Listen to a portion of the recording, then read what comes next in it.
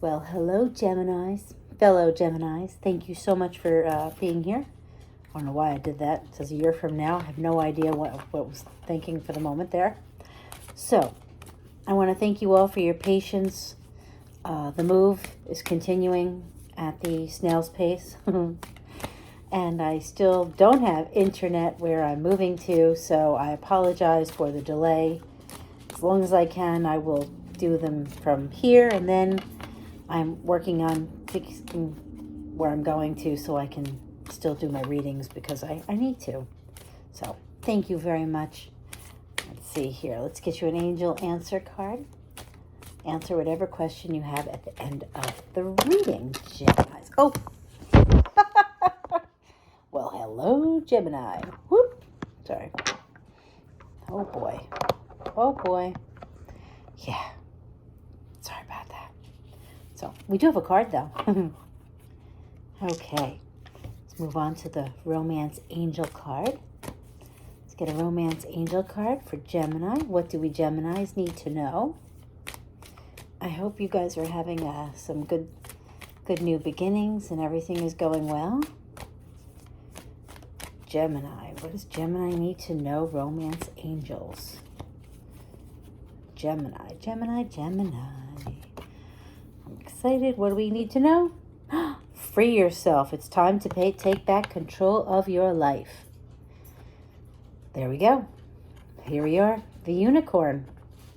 Now, for some reason, I am noticing that this unicorn's horn is like, wow. It's like sword worthy. It's so big.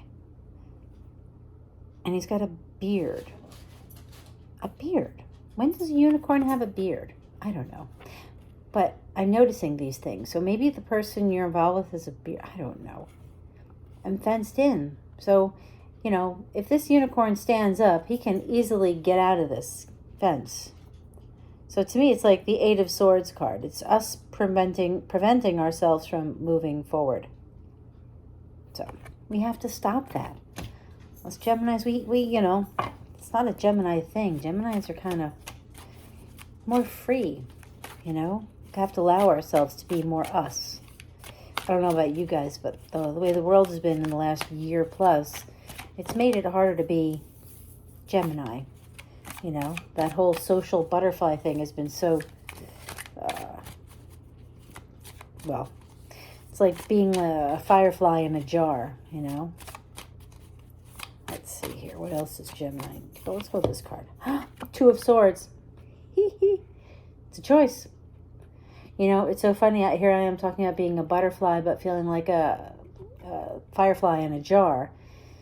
And, well, this seems to say that there's a choice. We can stay in that jar or we can fly away. Be free.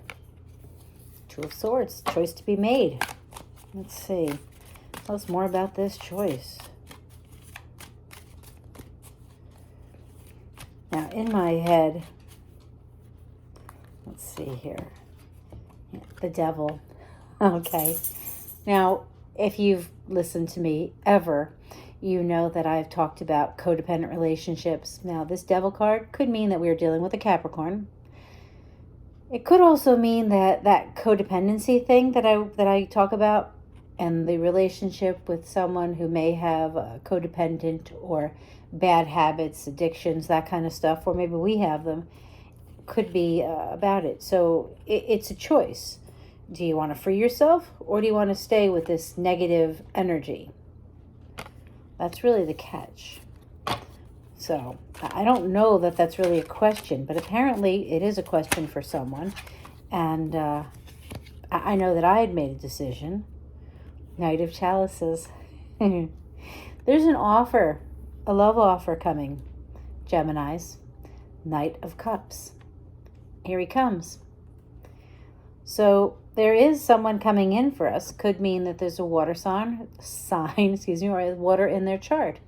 You're a Cancer, Pisces, or Scorpio. So do you want the devil or do you want the love? I think that the whole freeing yourself talks about, you know, freeing yourself possibly from this devil. And the Two of Swords is a choice. Do you want to keep up with the negative, bad stuff, Gemini? You know, the stuff that maybe makes you not feel so hot, or that new love. Four of Chalices. And I'm going to talk about meanings for the Four of Chalices, the Four of Cups that maybe aren't for them. But I look at her and she looks sad to me, sad and leaning on this tree. And I know that traditionally the Four of Cups is about a missed opportunity, or can be about a missed opportunity. It could also be about, I don't feel she's bored. I feel like she's just kind of sunk into the tree, kind of like, I don't know, kind of like a safety place. Like she hasn't decided whether to move forward. And I know that doesn't mean anything about that, but as I go through this, the Four of Cups, it just doesn't have the right feeling. But there's so many, I want to say, people around her. Look at all the animals. There's a rabbit, there's a bird, there's a squirrel, you know, and there's even a bird sitting on top of her, and she's so peaceful that it actually can sit on her head. So I feel like it's almost like you're deciding. You're not just deciding. It's almost like you pulled yourself out of things. The free of yourself. It's time to take back control of your life. I think that this is about a rest. And I know traditionally it's the Four of Swords, but this Four of Chalices to me is saying like you're resting love-wise, you know. You were resting, but now there's an opportunity. Yeah, the High Priest. Now, the High Priest in this deck, he is, I'm going to read the little book with it. It says, the High Priest provides guidance to help us live our ideals in the world, not just in our minds and our hearts. And this is talking about learning how to move forward, possibly with someone who is older, who is can help you, guide you, help you learn how to move forward, educate you in some way or shape or form. I feel like that, well, because of this High Priest, I'm wondering if the person that's coming in, this new person, this Knight of Chalices person, is the one who helps you move out of this Four of Chalices, feeling like you've missed out on something. Oh, there it goes. It's so funny how, as the more I talk, although sometimes I feel like I'm babbling, it comes together because that's what's happening. I believe there is an older person coming in who helps you get out of this Four of Chalices mentality and realize that, you know, there is something more. You haven't missed out, you know. I don't know. Apparently there are other Geminis who I have at times in my life thought that if this doesn't work out, oh, I'll never find love, blah, blah, blah. And that's really not the case. And now it's so funny. I don't read reversals if you know me, but I pulled him out like this. And I feel like the Hangman is about seeing things from a different point of view. And I think that that's what the High Priest is here to show you, that there is another way of doing things. There is another love. It's not just that, I think that this devil, the devil had such a profound effect, and you kind of were believing that you wouldn't move forward or couldn't move forward. And because of the way it's shown in what, to me, I know it's a window, but I'm thinking of it as a mirror. I believe you've been looking at yourself and thinking, really, how am I going to do this? And I feel like the chains here are broken. And I feel like this is the end of seeing something that's dead. I mean, this tree is dead, you know? And this moving forward, this new person that comes in, you have a choice. I mean, you could choose not to move forward with this relationship. But to move forward, to break the chains to the devil, to the whatever toxic relationship or toxic views, because to me it seems like a mirror you've had of yourself, and allow you to move forward. And what allows you really to move forward is this new offer of love with this person who shows you that, you know what, no matter what anybody said, I mean, if you've been in a relationship, especially a toxic one, you've heard things like, you'll never find anybody like me. And at the time, you think, oh my goodness, that's so horrible. But in reality, when you look back at that, the real response to that is, I hope not. Because you're now good for me and I deserve better.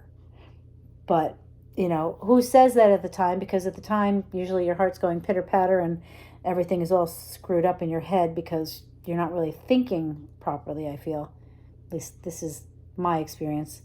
But the Hangman says that when you see this from the other point of view, maybe when you see yourself through this person's view, that's what's going to make all the difference. Let's see here. Tell us more. A little more for Gemini. I like this love reading for us because this is a big change. Oh my goodness. And as I say, a big change, it's the Six of Swords. I got to tell you, I was seeing a rainbow. I drove under a rainbow yesterday. And it's making me think, and it's talking about Six of Swords, moving on to calmer waters. And look at that. And here, this is your high priest. This is the guide to seeing something better,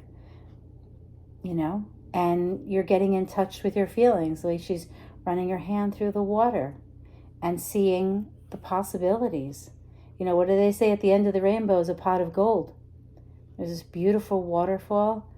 I believe that things are going to get better, and that pot of gold could be this relationship and this person that helps you see so many more possibilities for you. And I had this inclination to look at the bottom of the deck, and lo and behold, it's the Fool. A whole new adventure. And I notice with this deck, it's not one set of footprints. It's not just one Fool. Yes, he is standing here, but there are two tracks. There are two tracks to this tree. So it's not only you who's moving on to a new start, but there's someone with you. A new start, Gemini. I love it. Love it, love it, love it. So, what is the question that you have, Gemini? Here's your answer. Take action. I love it. Look at that. Charging forward. Shooting stars, making me think reminiscent of that rainbow. So, thank you so much for being here, Gemini. Please like. If you enjoyed the reading, subscribe. If it resonates, subscribe and share. And well, you have the best week. It looks like this wonderful. Thank you so much for being here again. Bye, Gems.